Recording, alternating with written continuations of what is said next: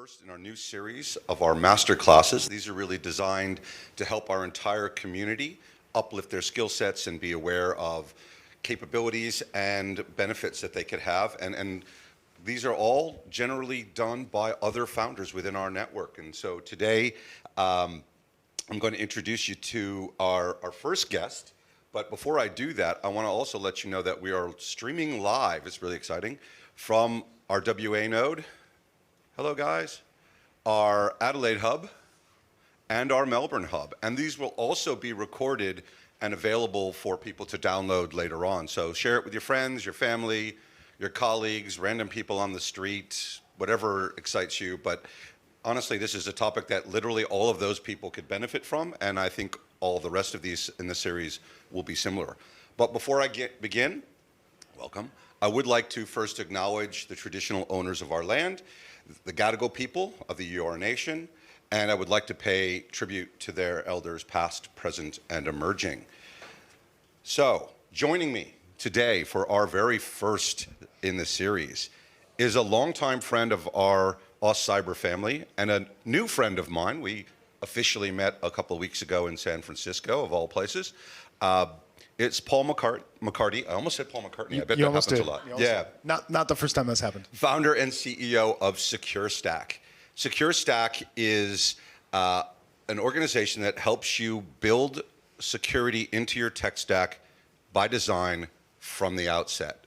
I can't impress upon people enough how important that is. One of the things that we did when we decided to merge with AustCyber at Stone & Chalk was to understand the value of security across every resident, every founder, and everybody in the overall emerging technology ecosystem.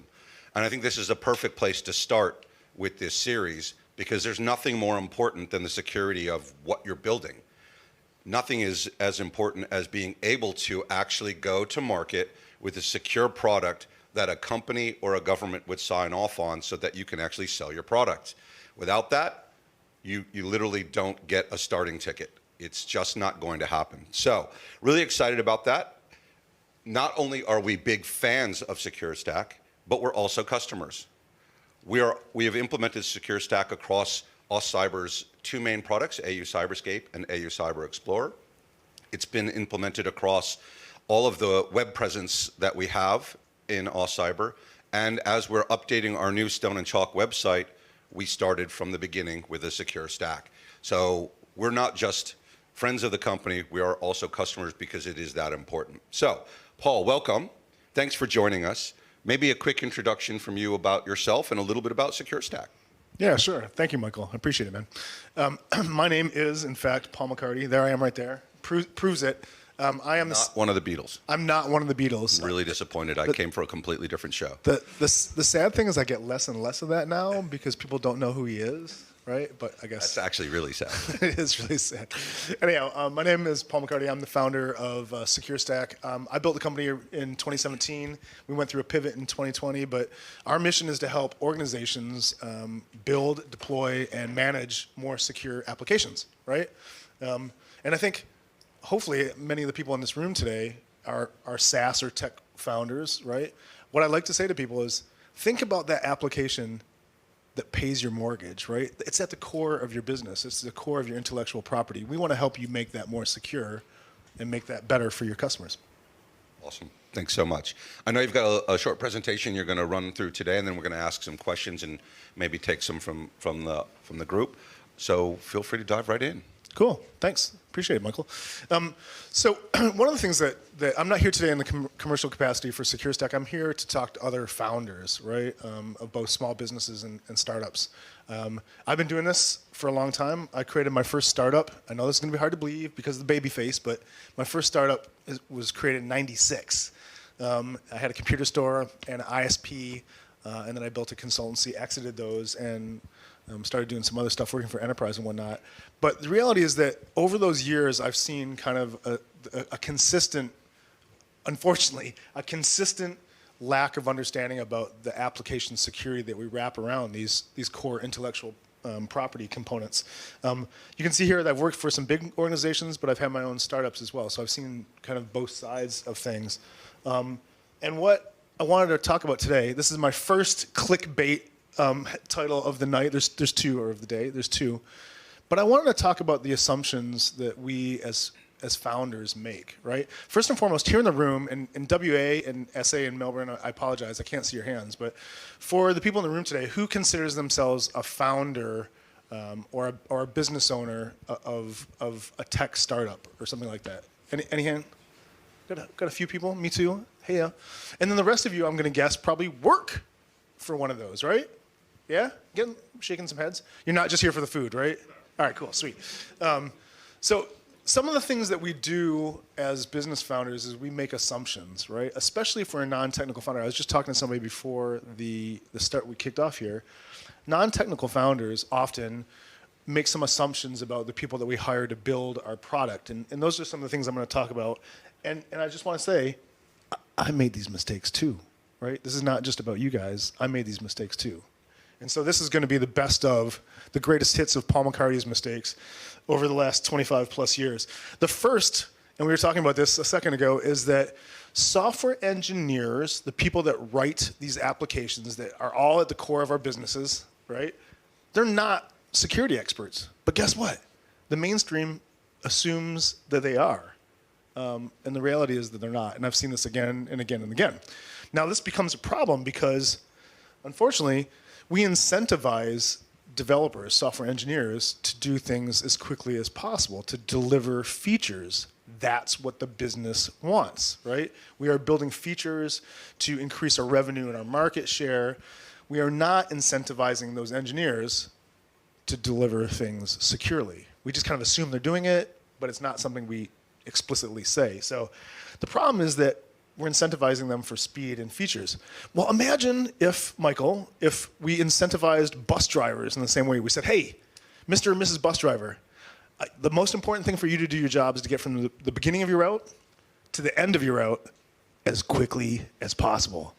Probably not going to end well for society, but that's exactly what we do for our software engineers, right?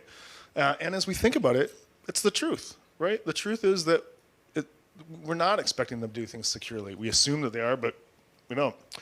70%, this is based on an IBM Ponymon survey, quote your source. 70% of developers admit to skipping security due to time pressure. So when they're under a crunch, which developers are always under a time crunch, they admit to skipping existing security steps. 48% of them admit to knowingly pushing vulnerable code. That's a crazy statistic. Almost half of them admit to it, right? When I look at web apps with our product at SecureStack, but when I look at it, and when I did this as a job, 80% or more of them have a significant misconfiguration or security flaw in them. That's huge. Now, the fix is, and we were talking about this, or I was getting to talk about this, the fix in the industry is to talk about shifting left. Who in the room has heard about shifting left? Michael has. We got one of the Vertex guys has. Shifting left is the idea that we are going to push security closer to the developer, earlier in the process. Left is earlier. What you can see here is you can see request, design, code, test, release. Typically what happens is, in the past, we don't try to secure our applications until they hit prod, right? And that's kind of the worst time to do it because it makes a big kerfuffle and there's a bunch of combativeness between the security people and the engineering teams. And it's also the most expensive time to do it. So what this shows us behind us here is that if you wait till you release something to prod, right, it's going to cost you 150 times more than if you address it early in the process. And this is why we talk about shifting left, right? So I'll talk about shifting left quite a bit today. The idea there is simply that we're going to move it earlier in the software development process. All right, so next thing. CEOs, the next assumption is CEOs, we don't need to know how the sausage is made, right? We don't need to know that. The reality is that we absolutely do, right? And the reason why is, as founders or working in a company where a SaaS product or software is at the core of what we sell, the reality is what we're building now are more complex than they ever have been. The web apps we're building are more complex than they ever have been. Most of them are using new languages, right? And new frameworks. JavaScript runs in a user's browser. It does not run in a server in a data center. So what that means is now the security issues on your user's browser, on their laptop. And that is a systemic, fundamental change that we haven't addressed as a society. The security challenge has now been pushed to your browser, right, to your customer's browser. The things that we're using to build in, like, they're just more complex. They have their own security challenges. Some of these crazy things like Kubernetes and containers and all the things that are new and hot, they come with their own challenges. And finally, the fact that we're building the cloud, right? The cloud has its own security challenges. And that's something that we're not really taking into account. So here we are. There's your app. And here's all the stuff that goes in your app. You got your payment processor and your analytics engines and the actual source code. Well, the reality is that's all a target for the bad guys. Each one of those things is individually something that can be attacked. And we need to think about what that attack surface looks like. And I'm not trying to scare you, right? That's not what I'm trying to do. What I'm trying to say is that there's a complexity there that we didn't used to have. So, why is this your problem as a founder? Well, for small organizations, you probably don't have any security people on your team, right? You don't have a security person on your team, right? The reality is that most startups don't. Well, if you don't, then who is the expert? Who is the person that you go to and say, hey, are we doing this right? And that's a problem. And additionally, your customers and your investors, they expect that you're doing it. They make assumptions that you are doing it. And if you're not, you have a gap then. You have a gap between what your customers and your investors expect and what you're actually doing, right? So next, free tools are good enough. Well, in 2001 with Malwarebytes and AVG and whatever else we were using back then, that was probably true. But this is 2022 and the bad guys have upped their game and things are more complex, as I just talked about. The reality is that we all need to be spending money to build security into our products. I'm sorry, startups, we're trying to be lean in this new market, but the reality is you need to be spending money on it, just like you're spending money on insurance and liability and indemnity and whatnot. The reality is that if you're not spending any money on security, would you be comfortable telling that to your customers and your investors, right? If you wouldn't be comfortable having that conversation, yeah, no, we're not spending any money on security, then that might be a bit of an issue. Enterprise companies spend between 10 and 15% of their budget, their IT budget, in some cases more, on security. Startups never do that, and I get it. We're all trying to be lean. We're trying to be cost effective. We're trying to keep our burn down, especially in this new market. But the reality is that some of the things that you need to be doing are not that expensive, and we'll talk about that a little bit later. All right, there's two ways that you pay for security. One is tools, buying stuff, and the other is the people that you pay to develop those, or to implement those. Free tools, open source tools can be great, but when you think about free, they're not really free because you have to pay somebody to implement them. So just think about that IT security, cybersecurity, you're going to pay for it one of two ways, either in the tools or in the people, or probably both, right? AWS secures everything for me. If I had $1 for every time I talk to a customer that's building in the cloud and they say, oh yeah, we don't have to worry about security. Cloud's doing it for me. AWS is doing it for me. It's painful because I know I'm going to have a conversation that they don't want to have, right? Which is that AWS is absolutely not. And that's not something against AWS or Azure. They have the capability to do these things. They have the capability to secure the products we're building there, but most of us don't. That's the truth. The tools are there, we're just not taking advantage of them, right? So here's what security in the cloud looks like. There's something called the shared responsibility model. Who's heard of the public cloud shared responsibility model? We got one hand in the back. The shared responsibility model says that when you build in the public cloud provider, AWS or Azure, owns a certain amount of the responsibility, and you own the rest, right? And guess what? We all think that AWS has got all of it, right? And the reality is they don't. And so what you're seeing here is the different levels of things that AWS owns. So the customer responsibility is in blue, and depending on what you're building, this is servers. This is kind of in the middle between servers and serverless, right? And this is finally that more serverless functions. You own less But how many of us are doing that, right? The reality is most of us, when we use AWS and Azure, we're building servers. And that's just like you've just moved the data center somewhere else, right? So the reality is that using the public cloud means that you need to be doing something as an organization to secure that. So 96% of all cloud breaches are self-inflicted. China, Russia, Iran, they don't have to send their A team, right? They don't even have to send their B team, right? We do it to ourselves because we're moving fast. And I see this again and again and again. Development teams are pushing quickly because they want to meet that Friday, that Friday early afternoon delivery, right? Why do we still deliver on Friday afternoons, Michael? I don't. I press buttons. Yeah, right on. I just leave. The reality is that they miss things, and humans make mistakes, and that mistake can expose something that is significant, and it's happens quite frequently. We see it all the time at SecureStack. So, and last, this is my best, right? We did a pen test. That's enough, right? The once-a-year pen test, right? It's the answer that you don't want to hear. It's like there's so much more to application security than just a pen test. So what we're looking at here is we're looking at this famous infinity cycle of what's called DevOps. Don't worry about what DevOps is. You don't have to worry about that. But the point is that there are multiple stages. That's a really crap image. I should have chosen a better high-quality image. Pretty low res. That's pretty low res. I apologize for that. What you're seeing here, though, is that the different stages of how you build software, right? This is called the software development lifecycle or the DevOps lifecycle. It basically points out that there's the build where a software engineer is actually writing the code. Then there's testing where you actually make sure that it does what it's supposed to. What's up, Martin? G'day, mate. And then the release and the other stages. This is a complicated process. And a pen test only works at the very end of the process when we're operating, right? So it's one tiny thing you can do, which is expensive, and you're probably only going to do it once a year, maybe once a quarter, right?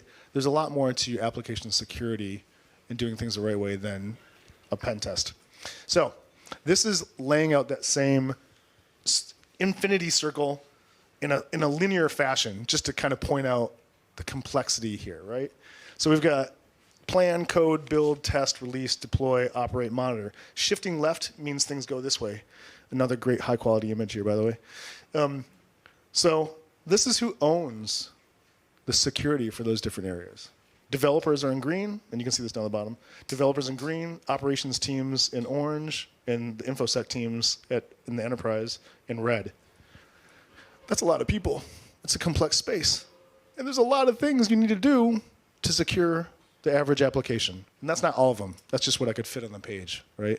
By the way, that art's mine. That low-quality art's mine. The point here is just to say there are a lot of moving parts to doing this, right?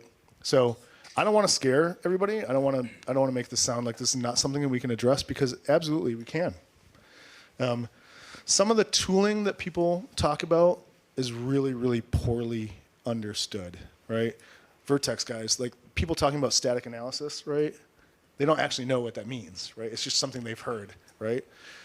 Using these tools in the different places across the development lifecycle can be complex, and it requires people that have done it before and experts. And typically startups are not, or small businesses are not paying those people.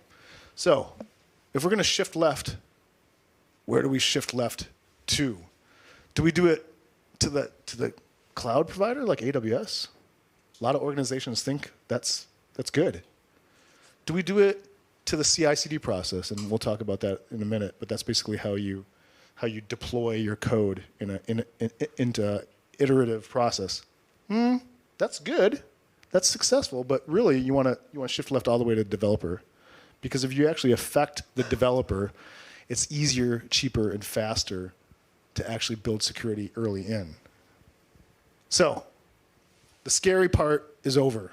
Let's talk about the things that we can do with our second clickbait, 7 things that you should spend some time securing.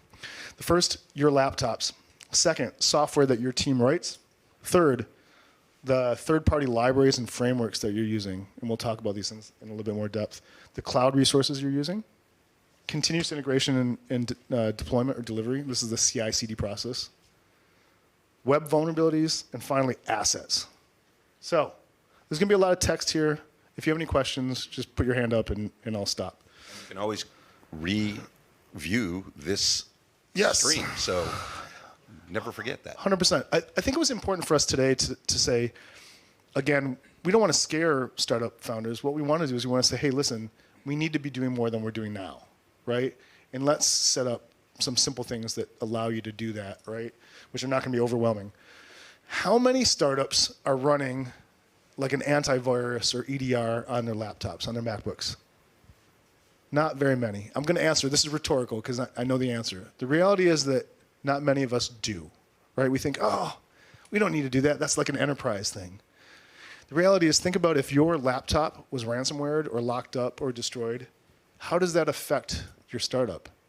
Even if that's like a day of work and then you'll get back up, that's a day that you're not working on your company. EDR and the ability to stop malicious actions on your laptop, that's an important thing for all of us.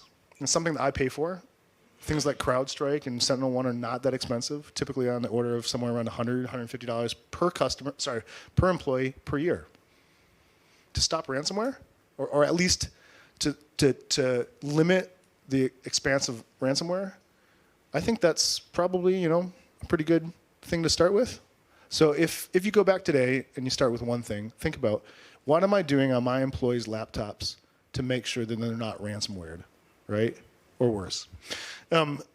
Where are your developers? Now, this is always a contentious one.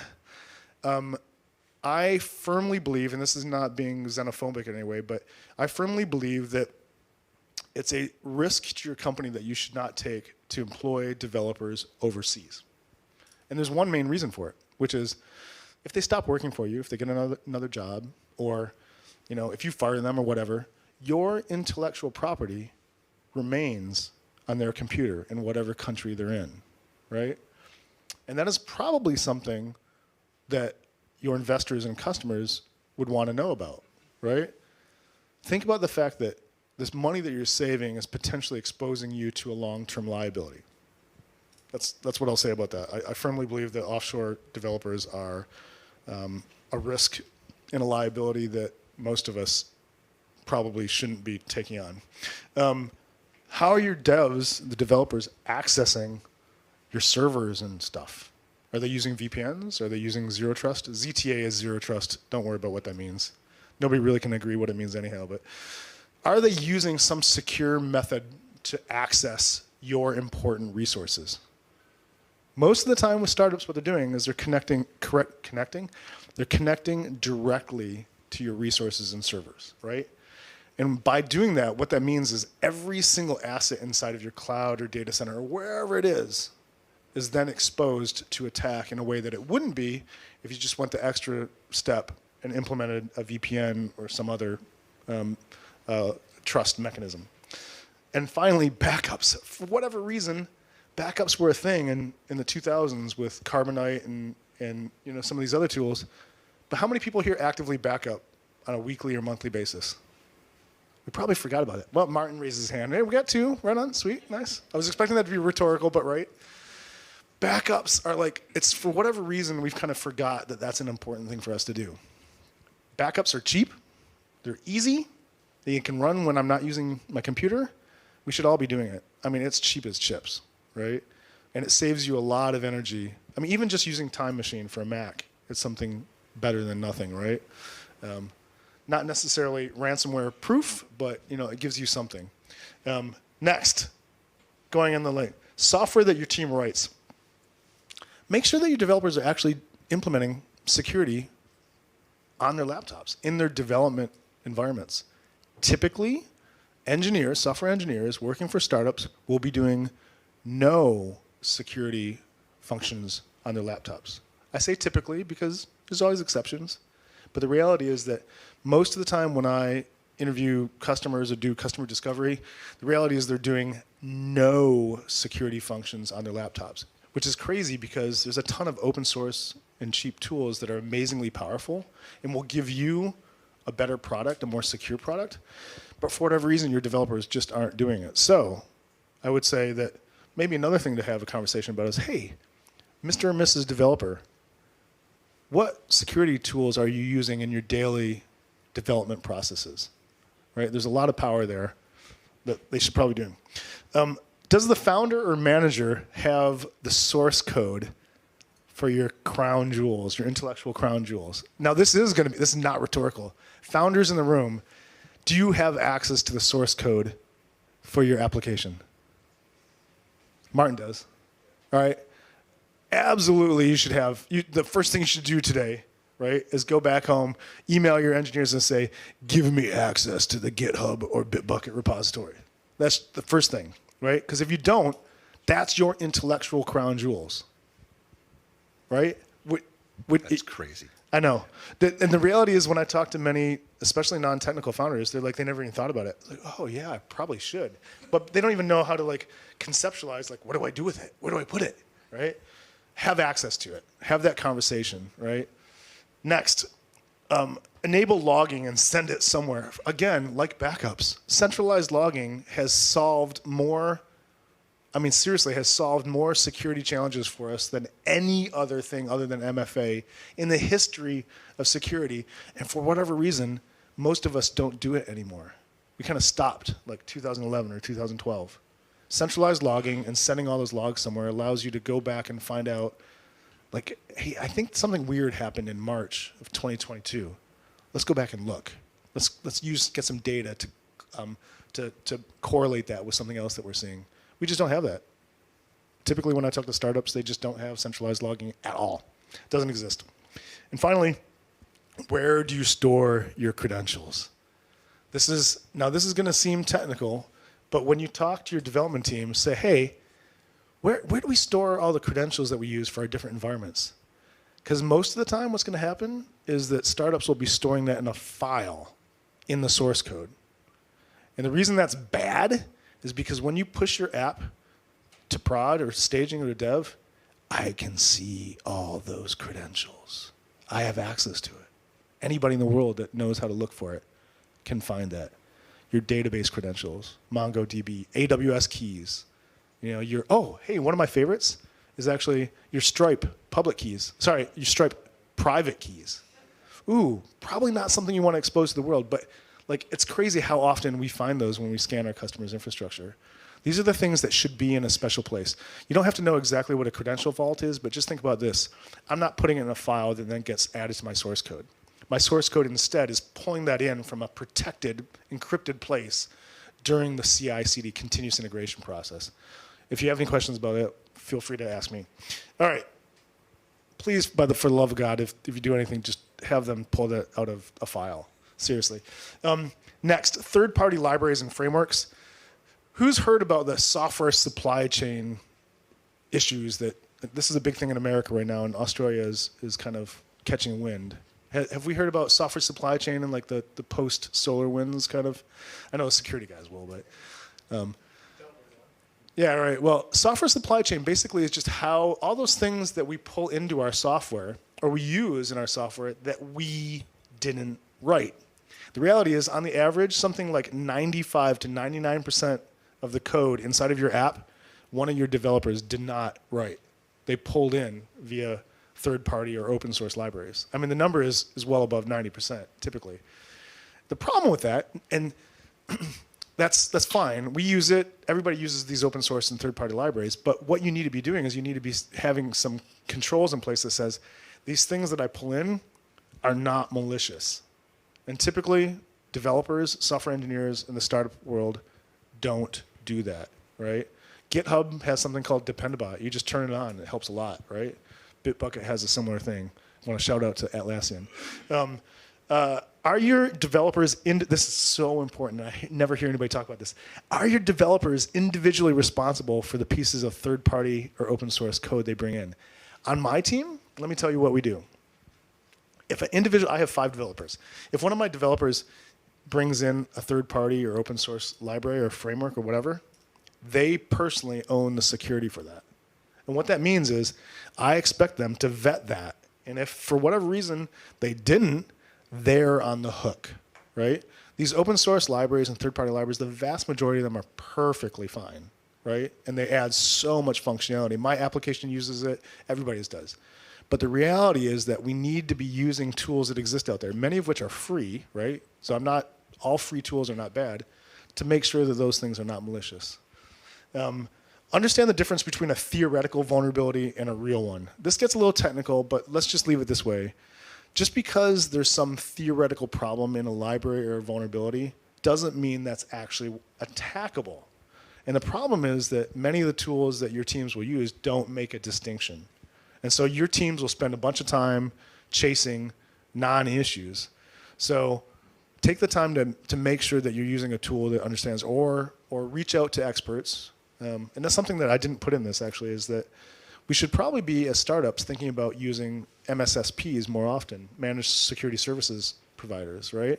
If we're not going to employ any security people in our organization, let's enhance that role by creating a relationship. Martin's shaking his head. We happen to have one in the audience. We have one in the audience. I'm sure there's one in all of the audiences. Yeah, I mean, and MSSPs is a great way for you to, in a fractional way, bring that security role into your startup. Again, I'm a startup founder. I get it. We're trying to do things on the cheap. We're trying to build. We're all, probably most of us are revenue negative. At least the ones that are venture backed are definitely revenue negative, right? So we want to save costs wherever we can. But MSSPs give us the ability to bring in that kind of role without paying for somebody full time. Then eventually, when you get there, definitely employ somebody full time. Employ multiple people. The number of software supply chain risks is growing. This is like the single biggest area that I see kind of growing right now. There's all these new crazy attacks, and I won't go into it because this is not a technical talk. But the complexity of the software supply chain attacks now, with things like dependency confusion and DNS poisoning, just changing DNS and then pulling a package from the wrong place. These are simple things, and they just it has a real significant outcome in the way that we build software. All right, so next, cloud resources. I'll say it again, the public cloud is not secure by design. Love AWS, love Azure. You have to build security in yourself. That's something that your team has to do. If somebody on your team says, AWS has got us, they got our back, you need to seriously question what that developer is telling you, right? Because they're ignoring significant risk. Even when implemented relatively securely, how scalable are your cloud resources? The reality is that a lot of us build in the cloud and we think, it's just scalable, right? It just does it. Well, no, you have to turn that on too as well. So the number of people that I see using load balancers, but then there's one static tiny little server behind that ALB, that's a big issue. So again, are your cloud resources using a VPN or zero trust? This is a really simple thing. Using Teleport or a number of other tools to give yourself a VPN and a bastion or jump host so they're not exposing remote access to all your servers. It's a simple thing to do. MSSPs or other people will be able to help you do it. Application infrastructure needs to be updated constantly. And I see this a ton with the cloud. We implement it, and then we forget about it. The application changes, like the actual source code changes constantly, highly iterative. The underscoring infrastructure, not so much. All right, so continuous integration and deployment. I don't want to get too technical. So basically all this is the iterative way that we build, test, deploy software. It's super cool. It makes it really easy for us to create new features and push them out and test them and whatnot. The reality is that many organizations have spent months or years building out their first CI/CD pipeline, and it works. And they're super scared about adding security testing because the last thing they want to do is they want to break it. They spent all this time and energy making it work. And you guys get automatic deployments and they have unit tests and stuff like that. The last thing they want to do is add security and make it break. So I get it, right? The reality is, again, reach out to somebody that knows and employ an expert.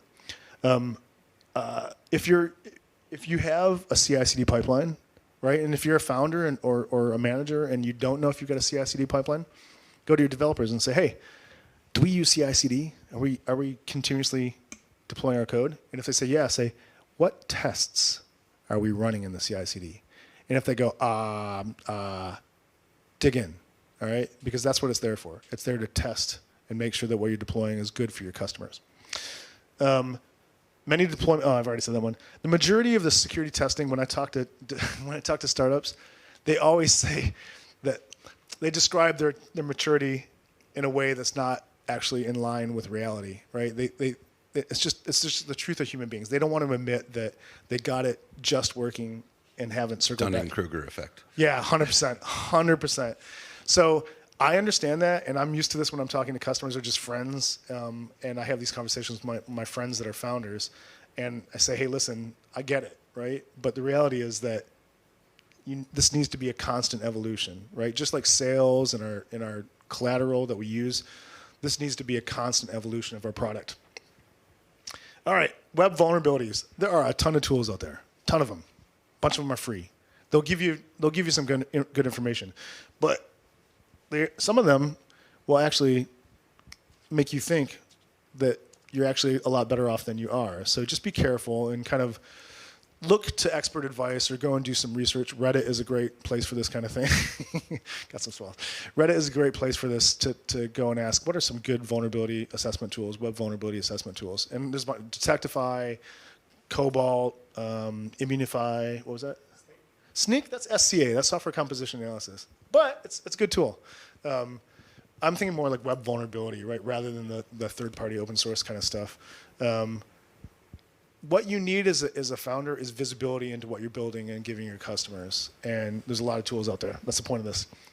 Again, I just want to point out modern web applications are actually running on your customer's computer most often, if it's JavaScript, right?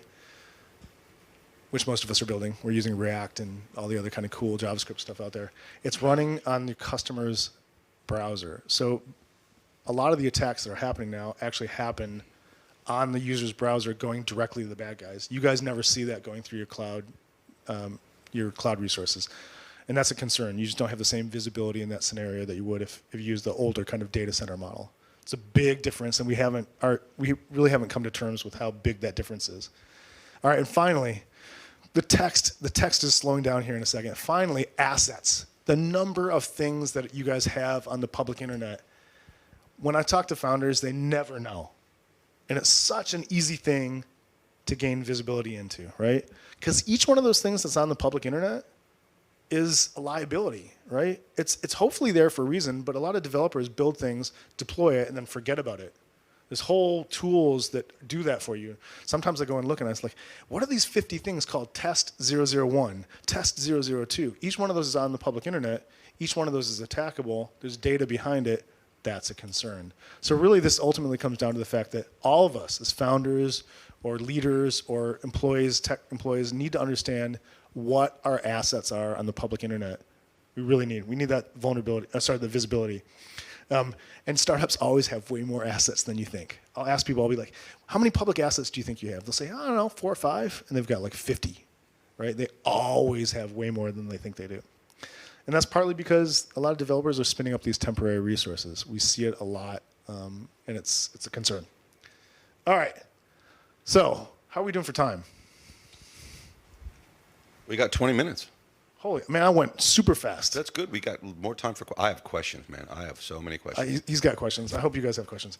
All right, so what is the solution to this? There's this crazy world called DevSecOps. I'm like a big proponent of this. All this really means is that you're adding security into the software development process. It sounds complicated. It's really not. I have an open source project that Tom will send out as part of the collateral from this thing.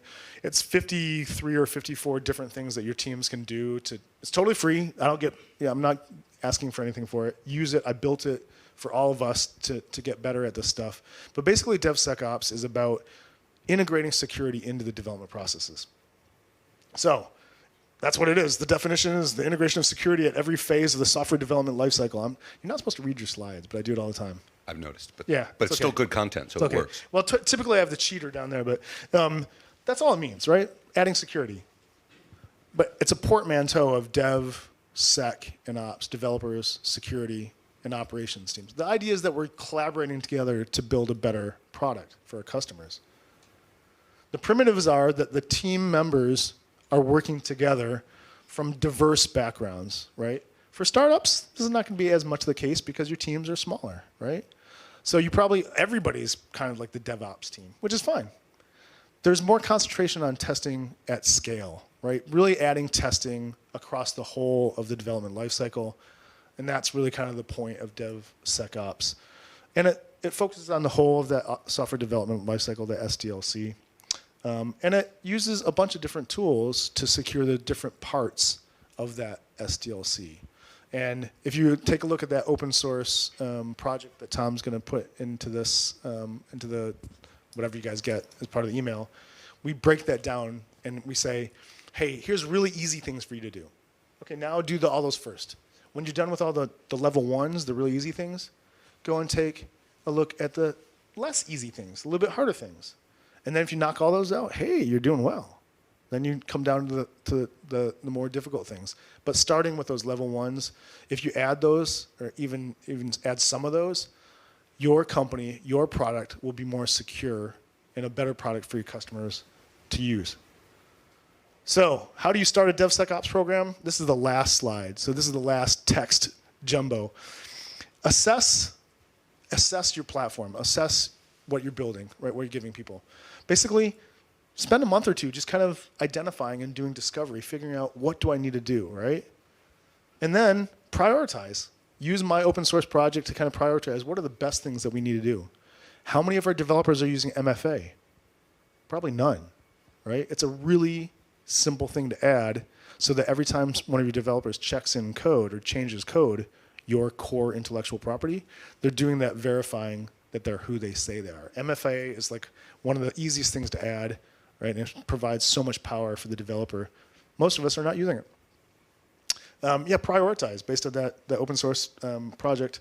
And then identify who the relevant teams are, right? Who are the people that are involved? If we have small groups, then, hey, there's not that many people involved. If you're a larger organization, scale up or enterprise, obviously more people are going to be involved. Figure out who those people are and figure out who to get involved in that collaborative process. And finally, learn how to quantify success, because the last thing we want this to be is a big black box, right? Understand that every time you add one of those little things, every time you have that success, that makes your company better. That makes your platform and your product better. And that's an easy thing for you to actually quantify. And you want to be able to get that feedback loop, right? So that's it, man. Awesome. First of all, thank you. I'm going to throw out those. And first of all, I want to just point out, I am retroactively horrified. I spent years leading large development teams. We did none of that. I'm hoping that because it was so long ago, we were less insecure, but I'm now very insecure about how secure we were. So thanks for that.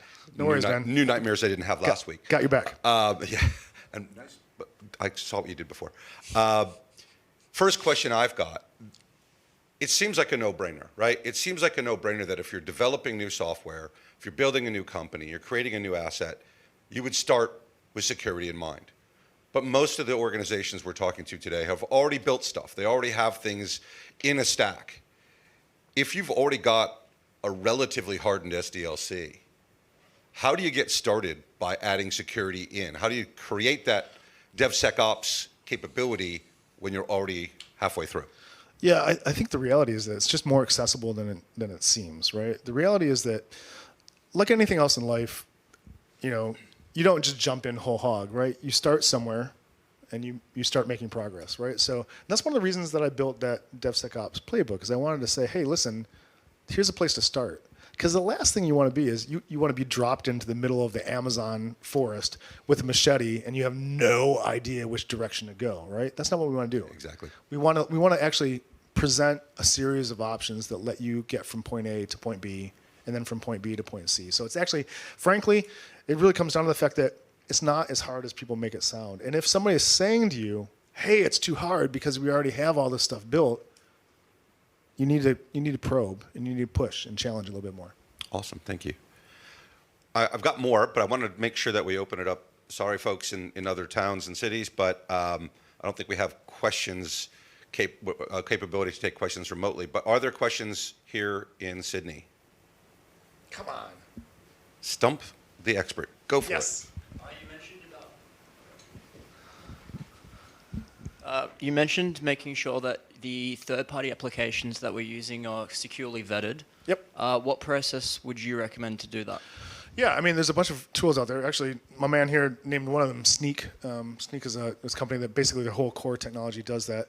One of the tricks, though, about Sneak and a lot of the other things out there, as I mentioned here, is they don't actually make a distinction between what's attackable and what's not. So the reality is that using one of those things, and if you've got an existing process in Bitbucket or GitHub or something, are you using one of those bad boys? We are, but not directly. Yeah. Yeah, fair enough.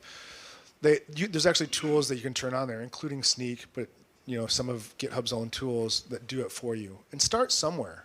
Going back to your first question, start somewhere. Do that. If you're in GitHub, turn on Dependabot, get some visibility, kind of learn, because you won't know. You've not done it before. Learn, and then you'll get better at it. And you'll be like, okay, I need a tool that actually can help me find this attackability, which is the next thing. So just start somewhere, and you'll learn. Cool. Thank you. Other questions, comments? Martin. Yeah, cool.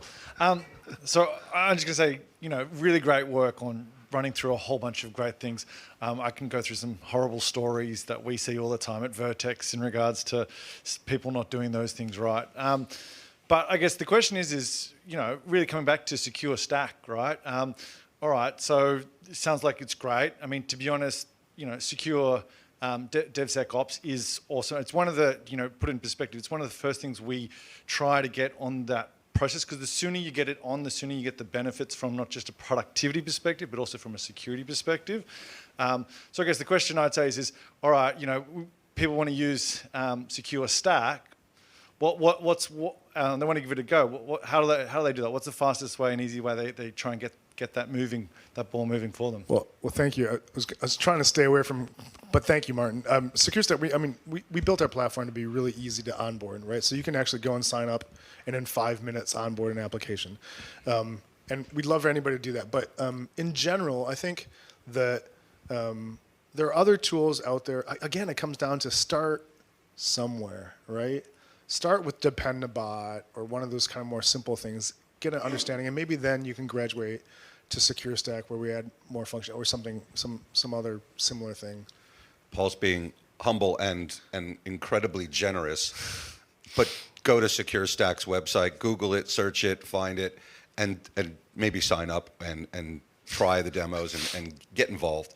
But Thanks, man. Incredibly generous today, and your knowledge and your concern for the community. I mean, this is what we're all about here, right? This is a community, whether we're live here in Sydney or anywhere else in the Stone and Chalk Group world, or cyber, and this is what we're all about.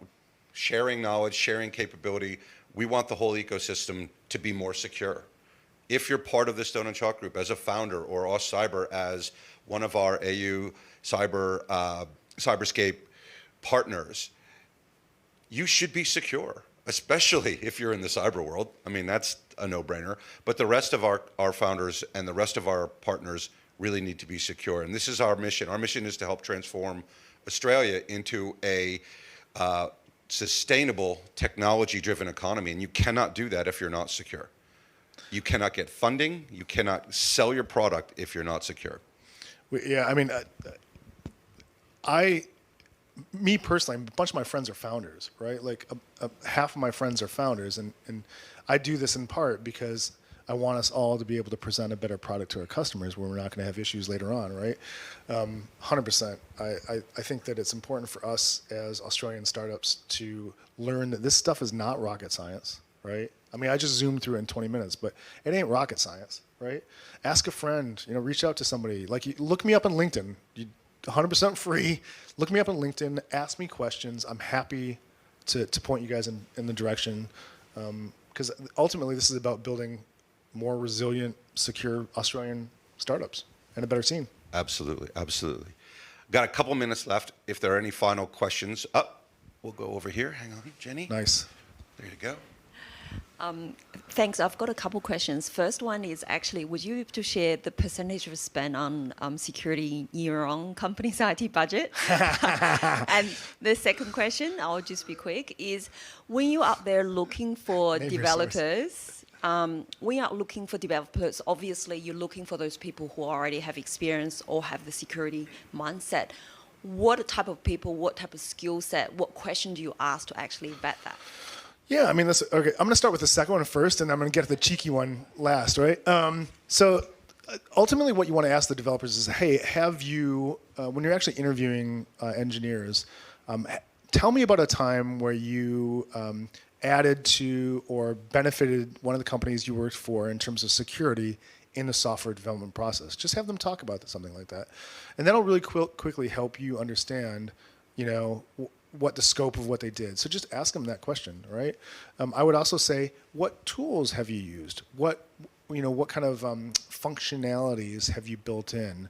One of my developers, I didn't know this, but he had built multiple authorization mechanisms in the past using MFA. And I was like, when we went to implement MFA in SecureStack, which we did super early because I'm a big fan of MFA, he had a bunch of experience that I had not asked him at the interview, right? So those are the kind of things. Hey, Mr. or Mrs. Developer, have you ever implemented MFA inside of a software product before, right? How have you addressed encryption at rest and in transit, right? These are simple things that are not combative questions to ask to learn kind of where the developer's kind of, mind has been in the past. And then the cheeky question is, I actually spend more than I should. Well, not more than I should. Let me put it this way. We actually spend more than we would typically because we actually pay for a number of our competitors when we're building. So I honestly, we actually pay for things like Sneak and some other products too as well, because we want to be able to understand where they're going and what they do. But we pay for EDR for every single one of our employees, right? We pay for EDR for every single one of our servers. And unfortunately, we have more servers in AWS than we should as we're building out functions as a service and containers. But ultimately, those are things that, the cost of that is cheaper than, hiring a full-time security person. So let's start with the tools first, right? And then give yourself some coverage. Yeah, and obviously you can write job descriptions that already contain that requirement in it when you're hiring devs too, right? Which, not that we're hiring devs here at Stone and Chalk. However, if you are out there in our founder land, you absolutely should be writing that requirement into your job descriptions for all of your folks in technology. Here's a specific tip, actually, that I've used to your point. What I've said in my job descriptions, my JDs, is I've said we are interested in hiring developers that want to learn how to build more secure applications. What I don't say is I am hiring developers that have used SCA, SAST, and because what will happen then is you're qualifying people out, right? But what you've said in the JD is you said, hey, if you're interested at learning and getting better at those parts of your job, come and interview with us, right? And that's the cool way of doing it. Awesome. Great. Any last questions? We're about to wrap up. If not, I will once again say thank you, Paul. Entertaining as always. Thank you very much. Incredible content and, as I said before, incredibly generous. Thank you so much for being our first master in the Masterclass Series, and thank you all for joining us. We'll look forward to seeing you the next time. Have a great day. Thanks, everybody. Cheers.